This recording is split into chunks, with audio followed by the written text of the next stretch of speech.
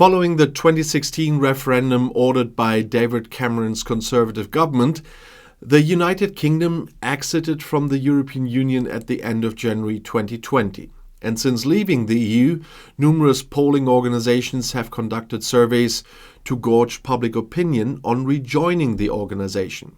The trend of the poll data shows that, over time, support for Brexit has waned, while public opinion in the UK has gradually moved in favor of rejoining the EU, either totally or partially, such as joining the European single market.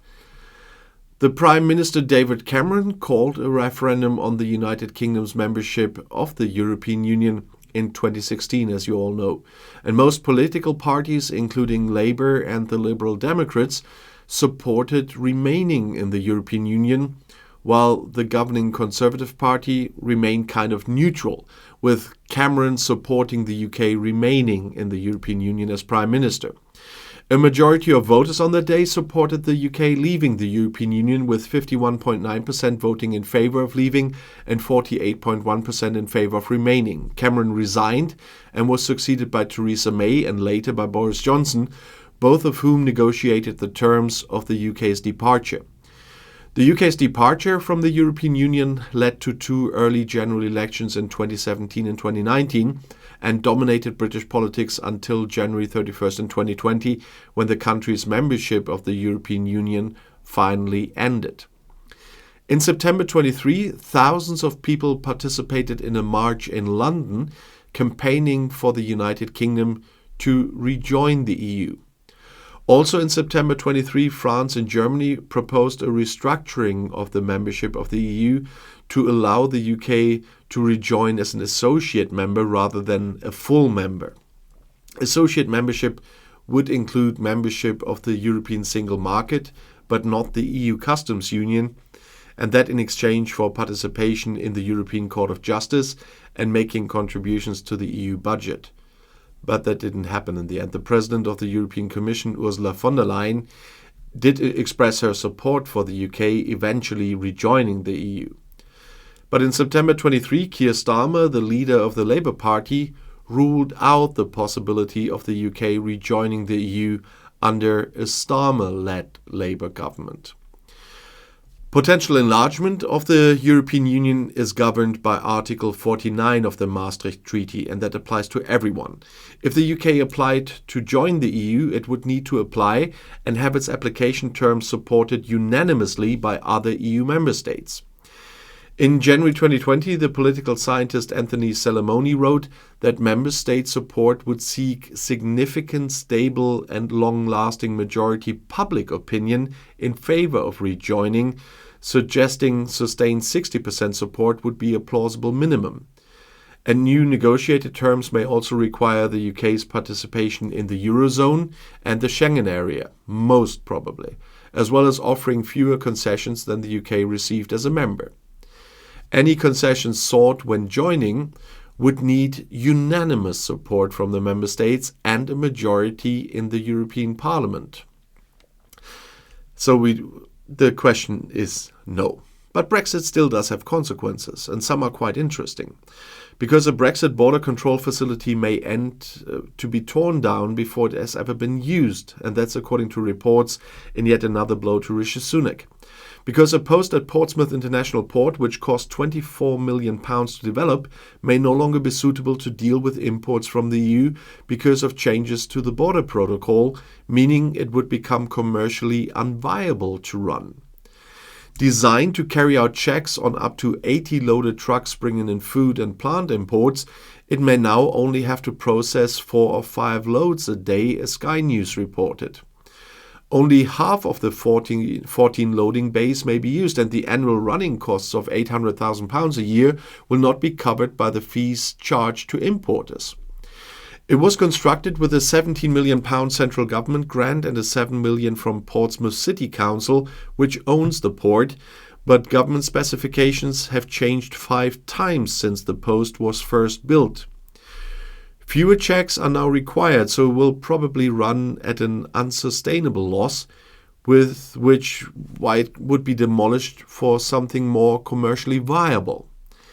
It has therefore been branded Brexit White Elephant by Transport lead for Portsmouth City Council, Gerald Vernon-Jones. That's a term for something costing a lot to run, which generates little profit. And it may not be the only one either. Department for Environment, Food and Rural Affairs told Sky it spent £200,000 part funding new Brexit border control facilities at 41 ports, and now fewer checks are needed as the government says ports can use the spare space. And a spokesperson for the Department of Environment, Food and Rural Affairs told the broadcaster, "Our border control posts have sufficient capacity and capability, including for temperature-controlled consignments, to handle the volume and type of expected checks, and the authorities will be working to minimize disruption as these checks are introduced." This discovery is another bit of bad news for the beleaguered Prime Minister Sunak, especially as his government has been repeatedly accused of squandering public cash in recent years. But Jeremy Hunt has meanwhile promised the triple lock for pensions will be included in the Tory election manifesto, but refused to commit to compensation for so-called WASPy women. The Chancellor said the safeguard would be kept throughout the next Parliament under the Conservatives, insisting he was confident the expensive policy could be paid for through economic growth. Oh, that again. The triple lock refers to the commitment to raise the state pension every year in line with whichever is highest out of wage growth, inflation, or 2.5%. It has become a hallmark of successive Conservative government since it was announced in 2010, but there has been a debate about its long-term future due to its costs. Absolutely, we made that commitment to pensioners and we think it's a very important one, is what he told the BBC's Sunday with Laura Kuenssberg program when asked if he could guarantee the measure would be continued. Labour said it was committed to retaining the triple lock, but party chairwoman Anneliese Dodds did not confirm whether the policy would be featured in its manifesto when questioned by broadcasters last Sunday. The Liberal Democrats accused the Tories of playing a shameless election trick over the safeguard and claimed the party was taking pensioners for granted. Elsewhere, Mr. Hunt declined to promise compensation for women hit by changes to state pension eligibility, amid accusations the government failed to adequately inform those born in the 1950s about an increase in the entitlement age. Speaking to broadcasters, the Chancellor denied pushing the decision to the right for a future administration to deal with, as Labour enjoys a sustained double-digit lead in opinion polls ahead of this year's election. He said the issue highlighted by the Women Against State Pension Inequality, or so-called WASPy campaign, was generally more complicated than others in which compensation had been promised, like the infected blood disaster and the Post Office Horizon scandal.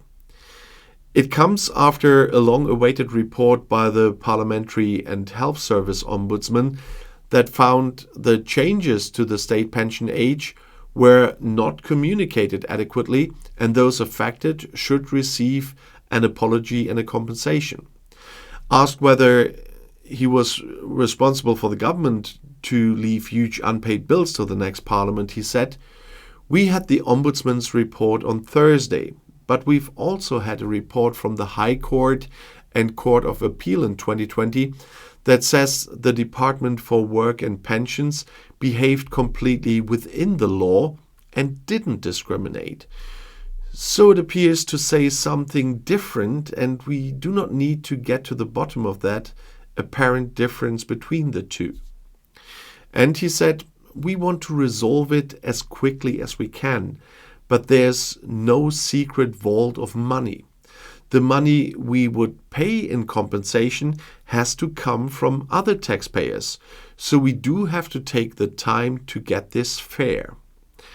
Campaigners have demanded action over the report, warning Prime Minister Rishi Sunak will be on a sticky wicket, seeking votes from WASPy women when he goes to the country later this year if he does not heed the Ombudsman's findings. But amid strained public finances, politicians on both sides have shied away from commitments to payouts, with neither Labour nor the Conservatives saying whether they would compensate those affected. The PHSO suggested compensation could cost between £3.5 billion and £10.5 billion. Other campaigners are pushing for a higher figure. So a lot of trouble still going on. And a country that is troubled like that would not even fit the eligibility criteria for joining the EU at the moment. Just saying. And if you want to know more, the next video is right here in the end screen. I'll see you there. I'll be back.